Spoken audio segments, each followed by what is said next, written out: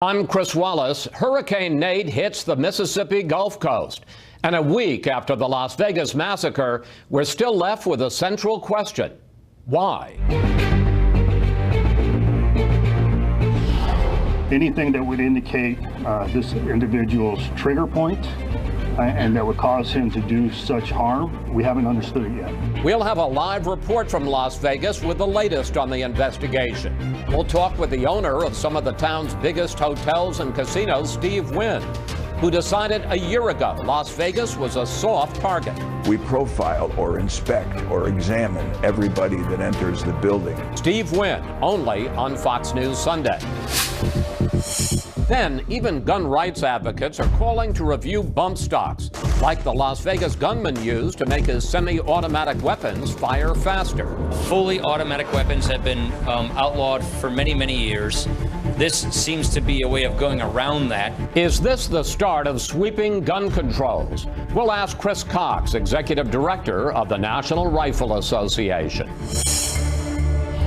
Plus, as President Trump decides whether to decertify the Iran nuclear deal, his Secretary of State denies he's considered quitting. The Vice President has never had to persuade me to remain as Secretary of State because I have never considered leaving this post. We must put an end to Iran's continued aggression and nuclear ambitions. We'll ask our Sunday panel about the relationship between the President and Rex Tillerson as they weigh a major policy change. And our Power Player of the Week. A professional football player goes out of this world to make a difference. My perspective shifted. I wanted to come home and really help inspire that next generation. All right now on Fox News Sunday. And hello again from Fox News in Washington. We'll get the latest on the investigation into the Las Vegas mass shooting in a moment with a live report. But we begin with breaking news. Hurricane Nate made landfall early this morning, striking Biloxi, Mississippi with heavy rain and winds of 85 miles per hour, causing flooding and power outages. Nate has now been downgraded to a tropical storm. Let's get the latest on Nate's path. Chief Meteorologist Rick Reichmuth is in the Fox Weather Center in New York. Rick. Hey, Chris. Yeah, the fourth hurricane to make landfall in the U.S. this hurricane season, which is quite remarkable. Taking a look at the satellite picture, you can see it moved on shore. It still is moving very quickly, which is great news. It means it's not going to sit in any one spot and allow it to rain for that long, so the flooding won't be as bad as it could have been. That said, over time, this is going to pull up in across parts of the Tennessee Valley, Ohio Valley, and eventually out across parts of the Northeast. Because it's interacting with a cold front coming in, it's going to wring a lot of moisture out. So this is the future radar throughout the day today. Rain moving through North Georgia mountains, the Tennessee Valley, in towards the central Appalachians during the overnight hours. And by tomorrow, all of that moisture moves in across parts of the Northeast. So a very wet start to the week, a very wet commute for the day tomorrow as well. But take a look at this. Overall, rainfall totals are going to be extreme. Some spots potentially up to 10 inches far inland from the storm. That means flooding could be widespread, especially across parts of the central and southern Appalachians. Chris? Rick, thank you. Now to Las Vegas, where investigators are still looking for a motive into why Stephen Paddock opened fire on a crowd last Sunday night, killing 58 people and wounding almost 500. Will Carr is live in Las Vegas with the latest. Will. Chris, authorities say as Paddock was perched on the 32nd floor of Mandalay Bay, he left a note on his nightstand. Now 60 Minutes reporting that note had calculations so he could maximize his accuracy as he fired down upon the crowd. And when that happened, thousands scattered. People raced over in this direction. They physically pushed down this fence and then they ran over onto airport property trying to get to safety. And while questions continue to swirl around motive, authorities are putting up billboards across town asking for help. There are also reports that the FBI is starting to believe Paddock had severe mental illness that went undiagnosed. 58 people were killed in the attack, almost 500 injured before Paddock shot and killed himself. Investigators are continuing to question Paddock's girlfriend, Mary Lou Danley. We've learned the couple traveled and went on at least a dozen cruises. And as the investigation continues, this community continues to try to heal. Vice President Mike Pence took part in a unity prayer walk on Saturday.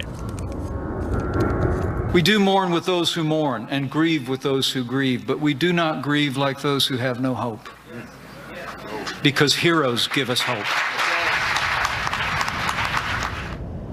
Along those lines, a carpenter drove into town from Chicago and he put up 58 wooden crosses. On each cross is a victim's picture and their name. Really a touching reminder of all the people's lives who were lost. Chris. Will Carr reporting from Las Vegas. Will, thanks. The Las Vegas massacre raises new questions about how to prevent these attacks.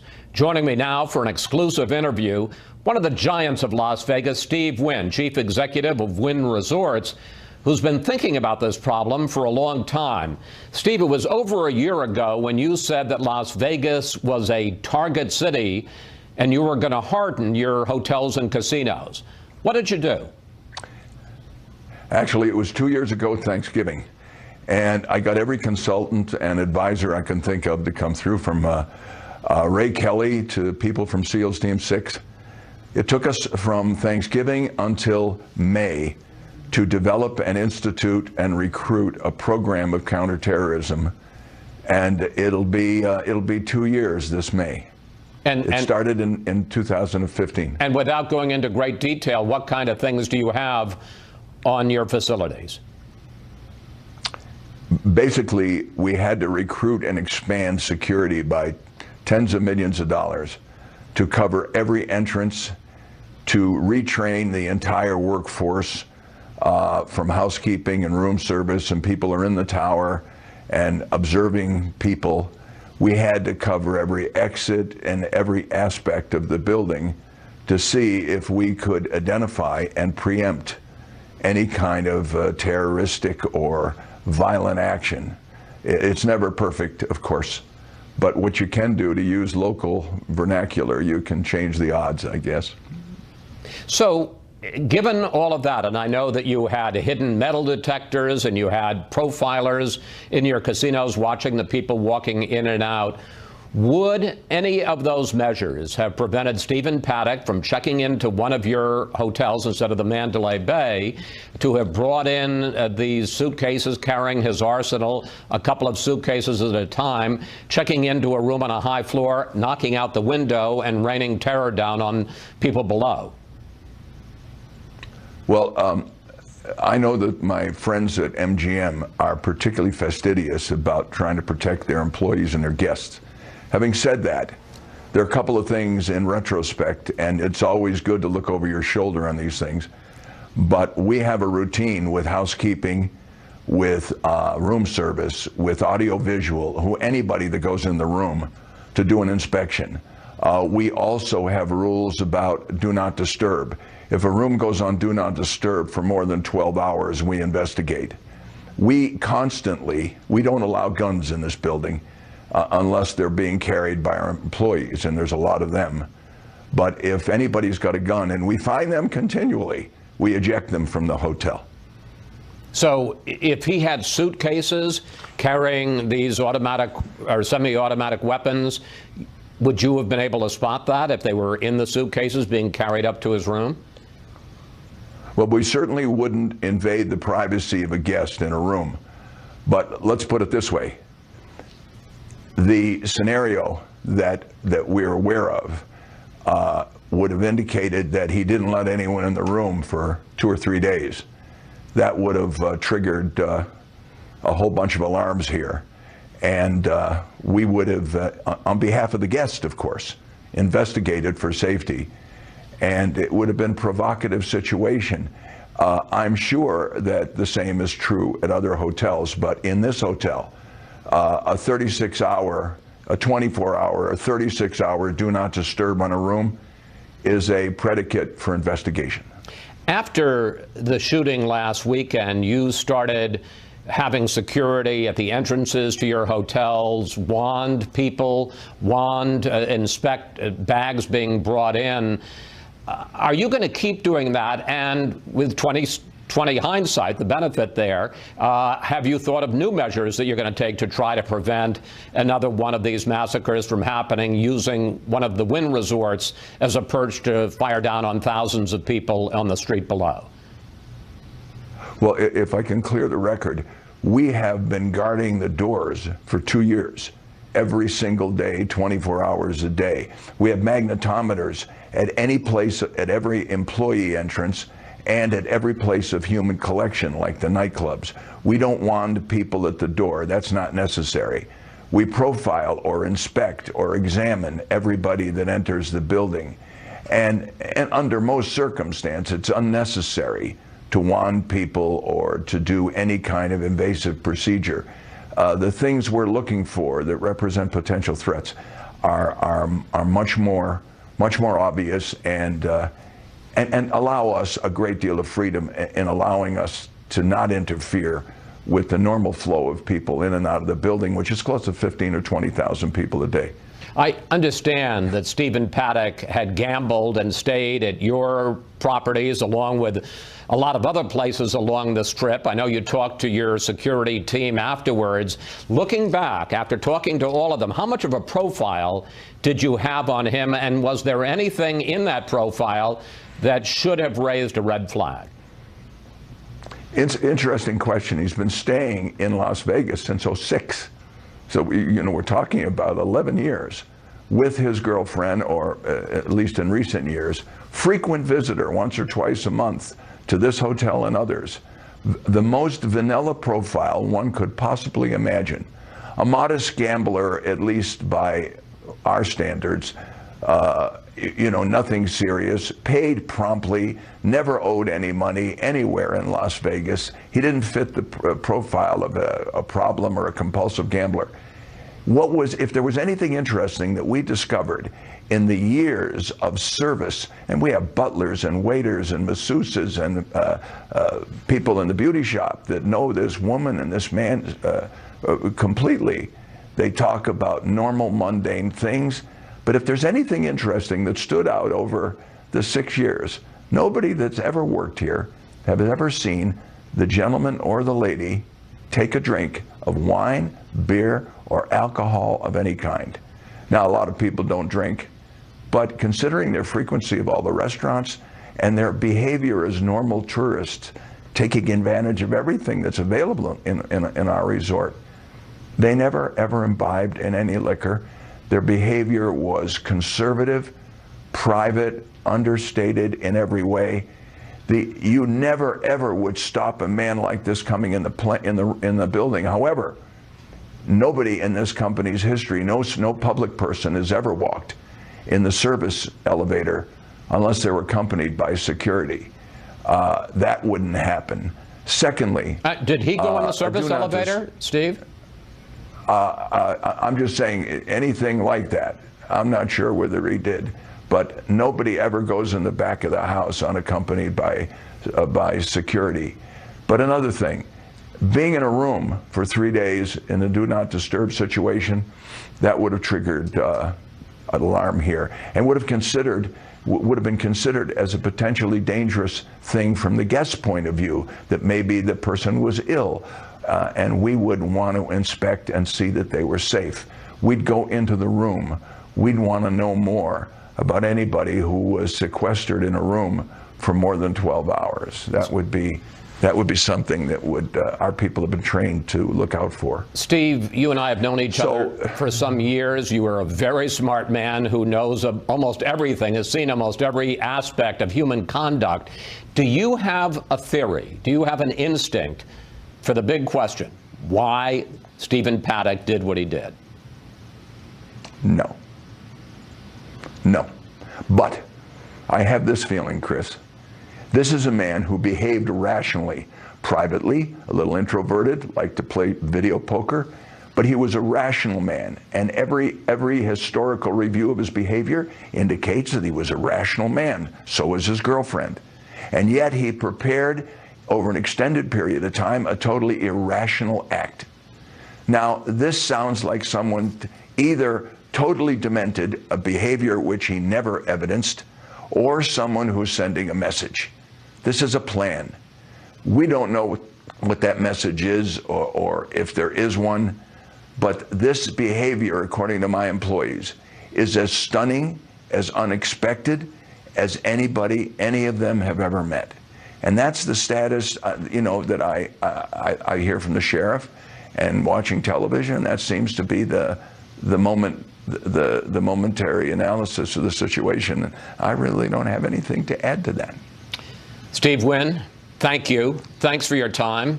And we'll be watching how you and the rest of Las Vegas respond to this terrible tragedy. Thanks again, sir. We'll be fine. We'll be fine. The president did a good job. Up next, after still another mass shooting, the debate over gun control reignites. But this time, even the National Rifle Association is calling for more regulation.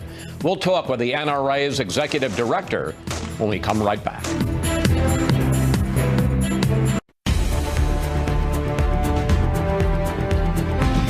In the wake of last Sunday's mass murder in Las Vegas, we all followed an all too familiar pattern: shock, questions, and calls for more gun control. Most of us also learned about a device, bump stocks, that allow rifles to fire faster. And now even some of the strongest advocates of gun rights are calling for more regulation. Joining me here is Chris Cox, Executive Director of the National Rifle Association. Mr. Cox, welcome to Fox News Sunday. Thanks, Chris. The NRA surprised a lot of people this week, calling for ATF to review bump stocks. Here's part of your statement. Let's put it on the screen. The NRA believes that devices designed to allow semi-automatic rifles to function like fully automatic rifles should be subject to additional regulations.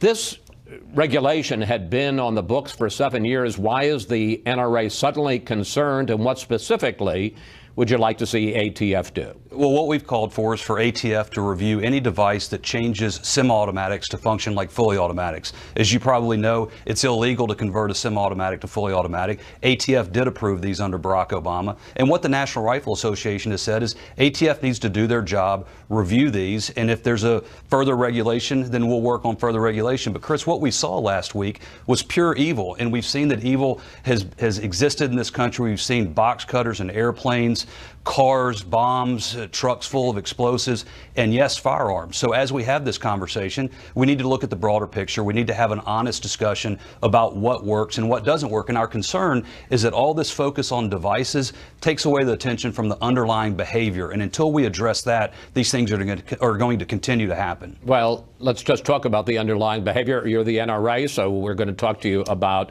the specific technique. Would you be okay with banning bump stocks?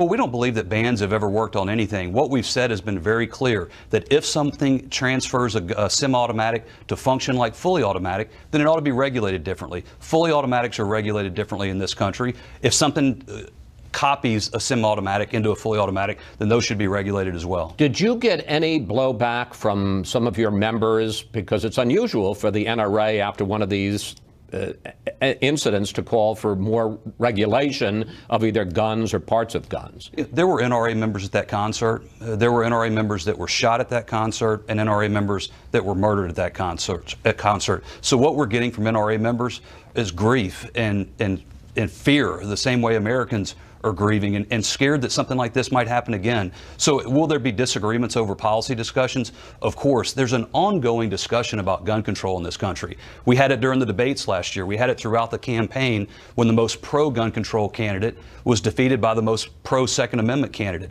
These conversations happen. What we're concerned about is that we're having a conversation when people are grieving. There used to be a common decency in this country where people paused from talking about policy. Unfortunately, with Dianne Feinstein and Michael Bloomberg, they want to exploit a tragedy from day one. It's shameful, but apparently that's the new normal, and that's why we're here talking to you today. I want to pick up on that, because while the NRA is talking about bump stocks, there are a number of gun control advocates, a number of them Democrats, who are calling for more sweeping measures. Here's a few.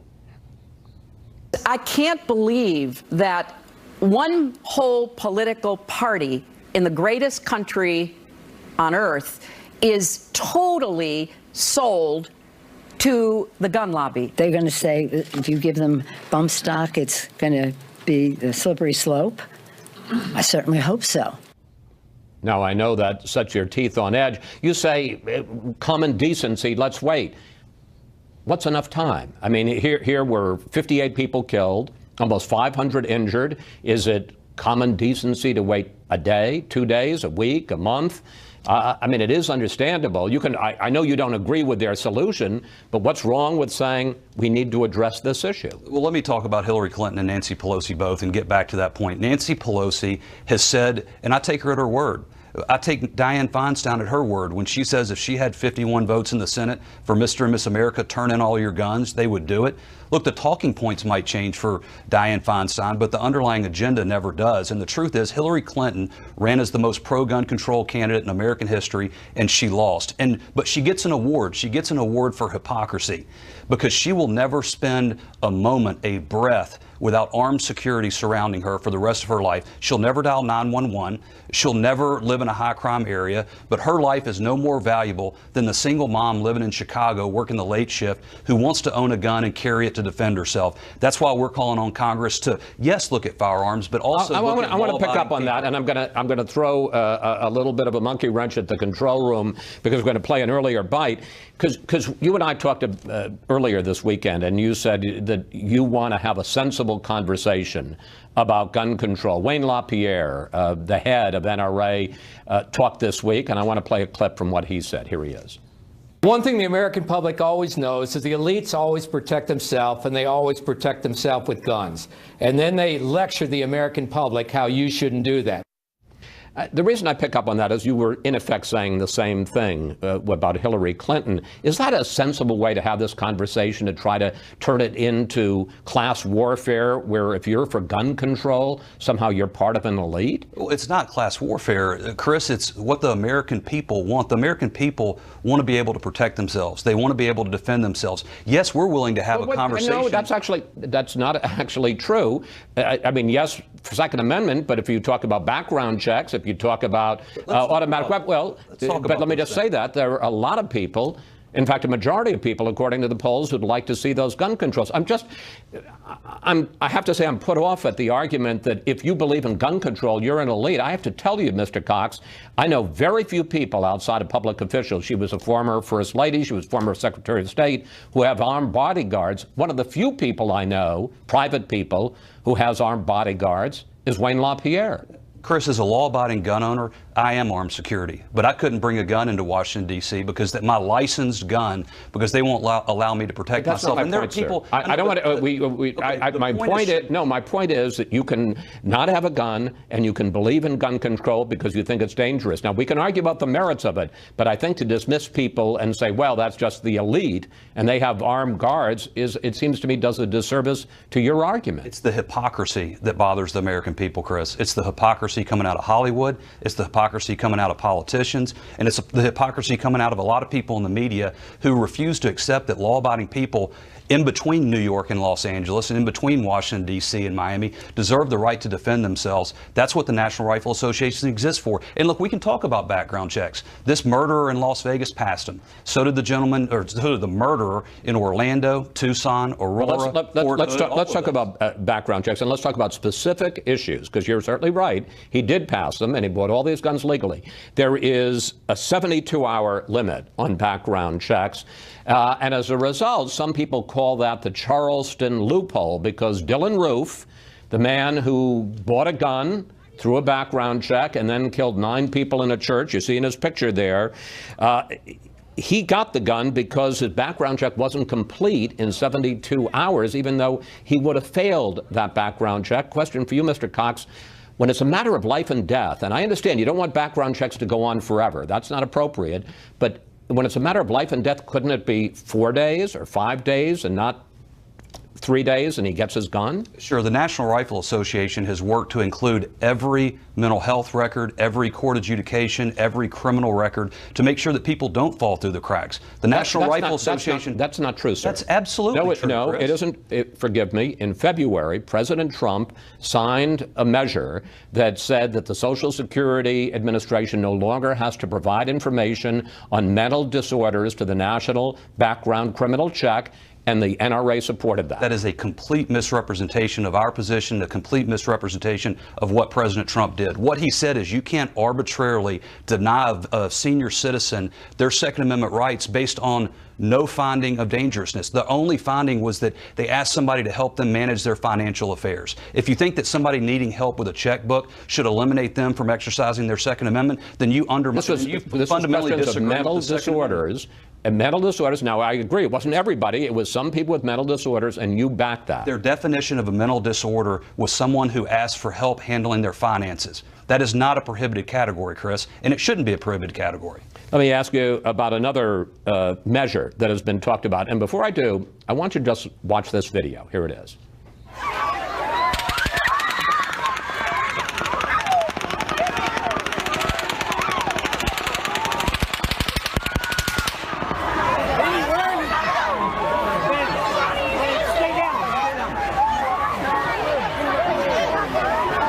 You hear that gunfire.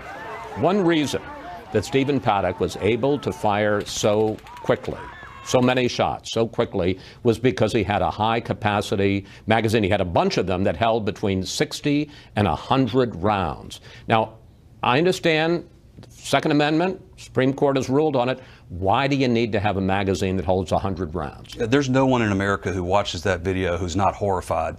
And the NRA members that were at that concert, I'm sure, were more horrified than you and I were. And so the question, and it's a fair question, and it's to ask if banning me from owning these sorts of things would prevent a criminal from going out and misusing them. That is a fair question. And what you have to do is you look at what has Congress done. Congress banned semi-automatics and high-capacity magazines for 10 years. 10 years, and Bill Clinton's own Justice Department said it had no impact on crime. California still bans those magazines, but it didn't prevent San Bernardino or Santa Barbara. In Europe, there's virtually entire bans on everything, but it didn't stop murderers using machine guns. We're running out of time, sir, but even when you see that and that horrific video, and he's firing those, and it's because of the bump stocks, and it's because of the magazines that he's able to fire 100 rounds in a few seconds, less than a minute. No qualms about allowing people. Let me flip it around. Why should, in 30 seconds, if you will, why do shooters need people that hunt to protect themselves? Why do they need magazines with 100 rounds in them? People need, first of all, it's intentionally designed to scare people. People own magazines of different capacities for different reasons. You don't think 10 rounds would be enough? It depends on what you have it for. It depends on what you have it for. People can own things safely and responsibly and be a danger to no one. And that's the part of this conversation. It can't be a fair and balanced conversation if you're not willing to discuss the broader problems that we have with a violent culture coming out of Hollywood, with video games that have fundamentally changed how military simulators work. Mr. Cox, this obviously didn't think we were going to settle this in this short period of time. Thank you so much for coming in today. Please come back and we'll continue the conversation. I look forward to it. Thanks, Chris. Hopefully not after another one of these terrible tragedies. Up next, we'll bring in our Sunday group to discuss where things stand in the debate over gun control. Plus, what would you like to ask the panel about chances for new gun laws in the wake of the Las Vegas massacre? Just go to Facebook or Twitter at Fox News Sunday, and we may use your question on the air.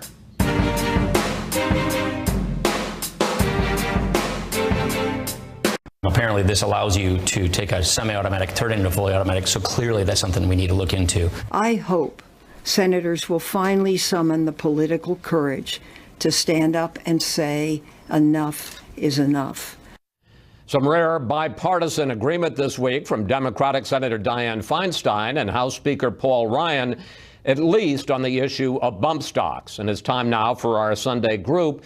Former National Security Council staffer Jillian Turner, columnist for The Hill, Juan Williams, Julie Pace, Washington bureau chief for the Associated Press, and Tom Rogan of the Washington Examiner. Julie, what do you make of Republicans like Paul Ryan saying that they want to take a look at bump stocks? Is this the beginning of a conversation, a broader conversation on gun controls, or are they trying to limit it to this one device which is so hard to defend? I'm not sure we're going to see any broader conversation on gun control. I think the fact that Republicans and the NRA came out, the White House as well, came out and expressed an openness on bump stocks is certainly an interesting development, because we rarely even see Republicans go after some of the low-hanging fruit on this gun control debate here. I think that there's going to be a reluctance on the part of GOP lawmakers to go any further on that that. Certainly the NRA would push back pretty aggressively if they started to do that. But I think on this issue, look, there's not a huge constituency for bump stocks. I think most people can agree that if you're going to take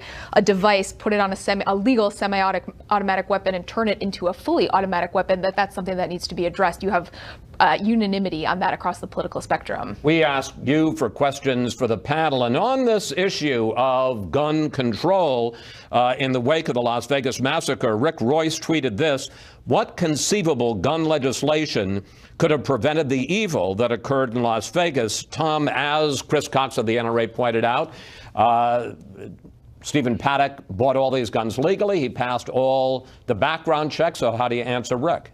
Well, I think the broader point here is that whether we're talking about this particular incident of gun violence or the broader issue of terrorism in the age of ISIS, and I'm not drawing connection between the 2 points, but the relevance of potential mass casualty events makes them similar in terms of the issue. You could, for example, put in checkpoints at every major public event, at every major hotel. You could have personal inspections. But the ultimate problem comes down to what measure of freedom of movement, ease of movement, are you willing to give up in return for a greater measure of security? And ultimately that fixes right back to the Second Amendment debate.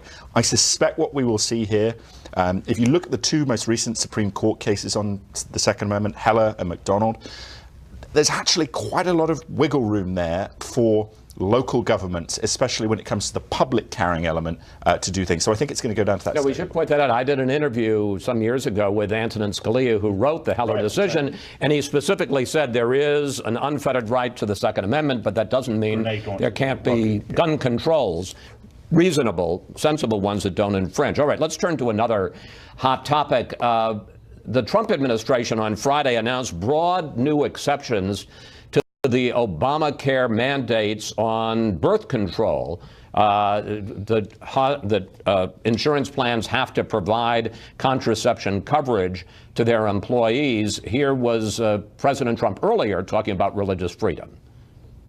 We are ending the attacks on your religious liberty, and we are proudly reaffirming America's leadership role as a nation that protects religious freedom for everyone. Jillian, the religious right is delighted with this, the president's decision, and he's made several in this regard, to say that employers, for reasons either of religion or moral belief, are not to be forced to provide birth control contraception to their employees. On the other hand, women's groups are incensed by this decision. And groups on the right look at this as a victory, but I would caution the president and all Republicans that chipping away at the Affordable Care Act, one executive order at a time, is going to be an awfully painful exercise over the next few years. If we look at what Chuck Schumer said to the president last week over the phone, which was allegedly repeal and replace is now dead for the final time. Let me back up, and just for folks who don't follow it like we do, the president and Schumer talked, and the president talked about maybe we can do a deal with the Democrats, right. And then Schumer said, Mr. President, repeal and replacing Obamacare is officially dead. It died its last death a couple of weeks ago. If we take him at his word, the president really has 2 paths forward. One is reforming Obamacare through executive action, which is the option I refer to as going to be incredibly painful for everybody involved. He can also try and cut a deal with Dems. I think the president is showing this past week, that he's trying to pursue both those options at once.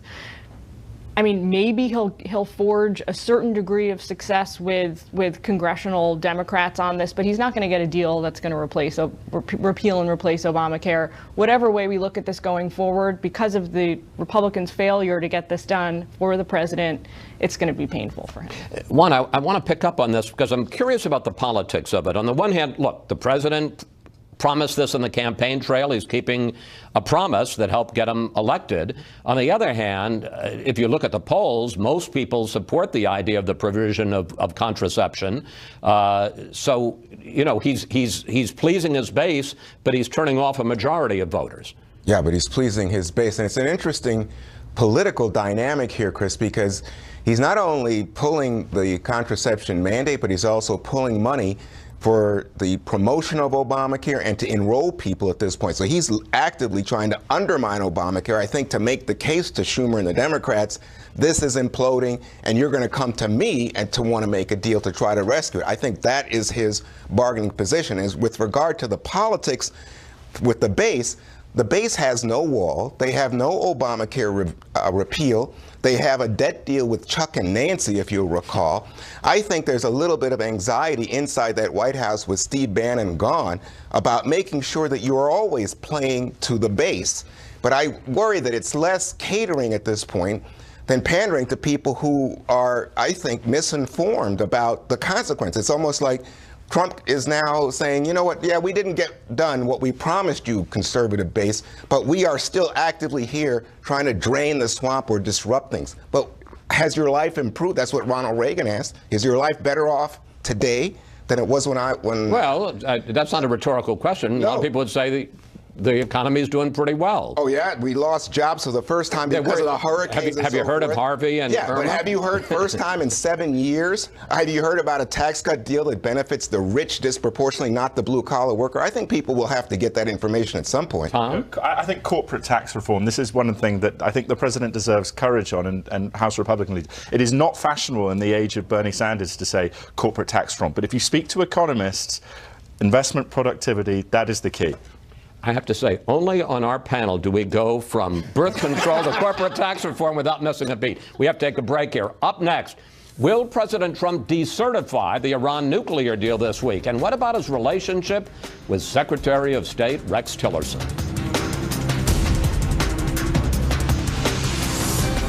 You guys know what this represents? Well, maybe it's the calm before the storm. What storm, Mr. President? You'll find out. President Trump raising a lot of questions during a photo op with his top military brass.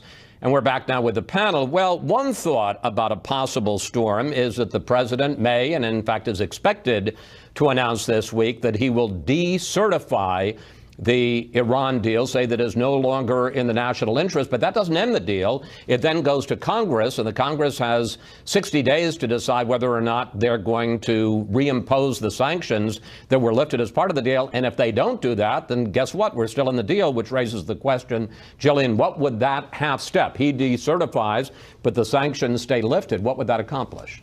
Well, it's a sort of middle ground for the president, which is why maybe he's going to go in this direction. It's a middle ground in that it doesn't kill the deal, but it passes the buck to Congress. So the first reason I think the president is not going to recertify is that he enjoys nothing more than passing the buck to Congress, making them make these hard decisions like we saw with DACA. What will happen if he does not recertify Iran's compliance with the JCPOA on October 15th? Which is the Iran deal. The Iran deal. It hands it to Congress, and they have 60 days to debate and then make their own decision via a vote. The second reason I don't think he's going to recertify is that the albatross around his neck at this moment is every 90 days he's got to very publicly sign an agreement that shows Iran has been complying with this deal. It is something that is a thorn in his side on the foreign policy spectrum like nothing else. It is an Obama, from President Trump's perspective, this is an Obama era. So once he legacy, decertifies, he's off that hook? He's just itching to free himself from that. Exactly what we've heard, that it's the act of having to certify every 90 days, that Trump actually has to sign a certification that is driving him crazy, that is one of the driving factors in this debate, which is pretty amazing, actually. Defense Secretary Mattis testified before Congress this week, and he was asked the key question on this matter. Do you believe it's in our national security interest at the present time to remain in the JCPOA? That's a yes or no question.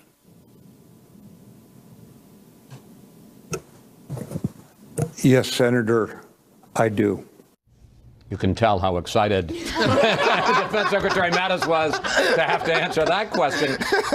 Juan, the president is apparently going against almost his entire senior national security team in making this decision to decertify. Why do you think that is?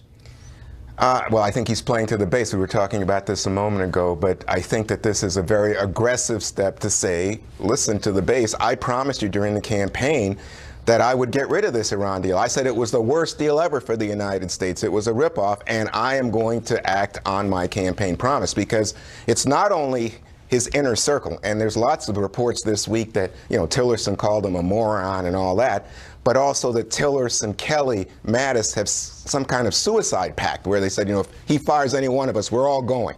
But that they are there because, in the words of Bob Corker, the head of the Senate Foreign Relations Committee, Republican, they act as a buffer. They are stopping chaos in terms of our foreign policy from becoming imposed by the president. It's a very intriguing situation, but the president, I think in this instance, is playing to the base once more. Yeah, we should point out those were the views of the statement of Senator Corker, not yes, I said. Okay. Speaking of splits between the president and top advisors, let's talk about this split with Rex Tillerson. There was a report this week that Tillerson had seriously considered quitting over the summer, and that at one point, not to the president, but to some other people, he called the president a moron. That led to this. It continues to be misreported. There's never been a consideration in my mind to leave. We have a very good relationship. We disagree in a couple of things. Sometimes I'd like him to be a little bit tougher, but other than that, we have a very good relationship.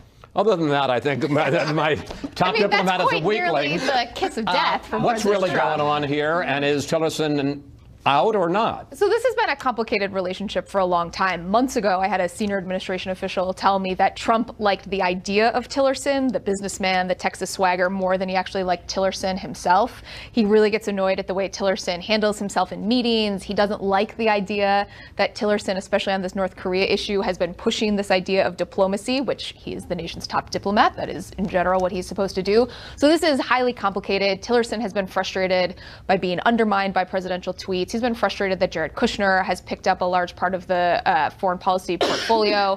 And the big challenge for Tillerson right now, and I think the thing that I've heard that he is going to have to decide about in terms of his future here, is what kind of juice does he have left with foreign governments? When he's traveling around the world, when he's meeting with foreign leaders and he says this is the position of the United States government, do they believe him anymore? And frankly, talking to diplomats around town, they don't always believe him.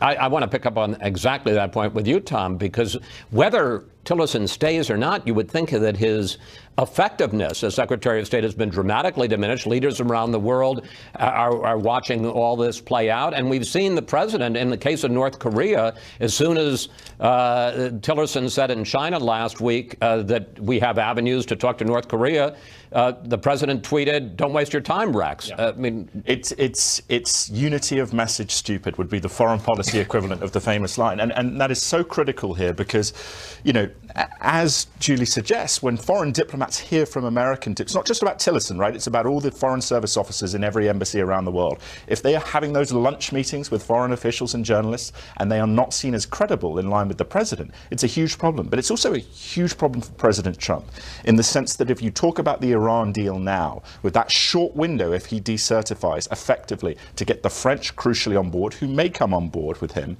about reforming the deal, if they don't trust the only guy who's in the room in Paris with them, Secretary of State Tillerson, their willingness to say to all their domestic manufacturers who have those nice deals in Iran, hey, by the way, we're going to push on this, but those manufacturers say to them, well, you're talking to Tillerson. Trump is tweeting Tillerson's an idiot. That is very hard diplomacy. You got about 30 seconds. If I may, I believe Secretary Tillerson's future hinges on whether or not he did call President Trump a moron.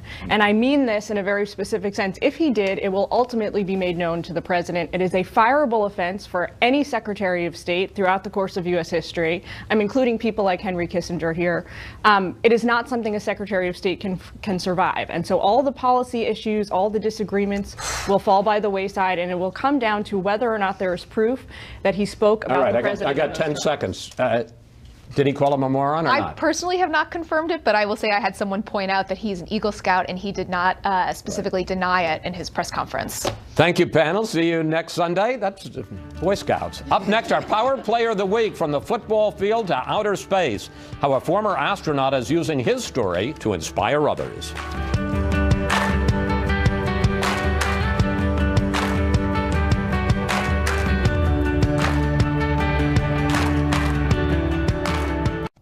Only 362 Americans have had the chance to fly into space, but one astronaut is using his unique path there to inspire young people on their own journeys.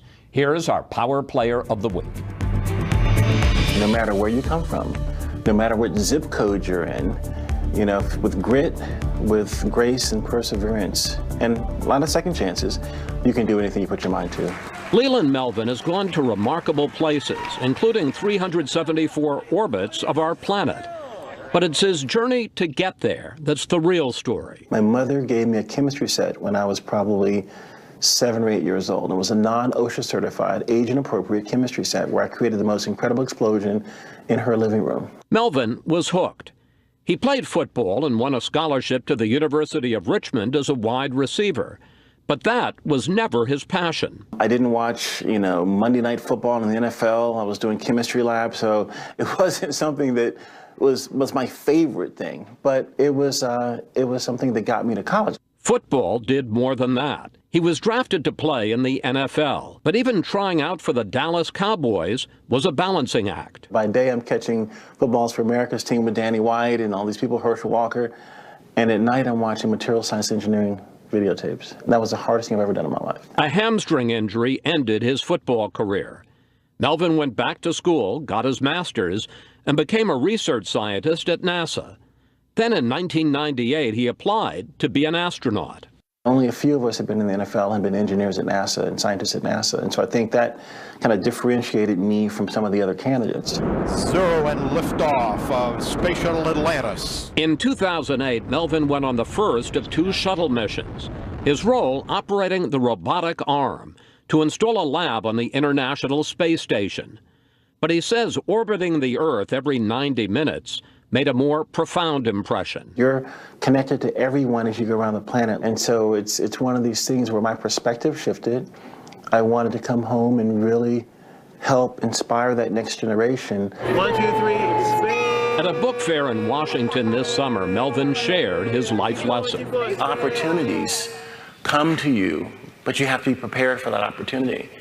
And having that one person in your life, all you need is one that has your back and believes in you. There's a big push these days for kids to study STEM, science, technology, engineering, and math. But Melvin talks about STEAM, adding the arts. If you say that STEM is the most important thing, then you're leaving out the artists and the musicians and the creatives that are truly part of anything that you're designing or building. Melvin's book is called Chasing Space, featuring a photo that's gone viral of him and his 2 dogs. What he wants is for young people to chase blank, whatever their passion is. When I share the story, I share the experiences, and a kid who was on a path of going maybe nowhere sees this spark and looks up in the night sky, and one day I may watch them in my rocking chair heading off to Mars. That's what gets me so stoked. Melvin made headlines recently writing an open letter to President Trump, calling his criticism of NFL players kneeling during the national anthem divisive. Well, that's almost it for a packed program. As you may know, we're the official Sunday show of the Washington Nationals. Last night, the Nationals beat the Chicago Cubs 6-3 to even the National League Division Series at 1 game apiece. And someone was so excited he showed up this morning. George Washington, one of the racing presidents from Nats Park, to help urge on our team. George has delegated me to say, go Nats. George, did I do that okay? All right.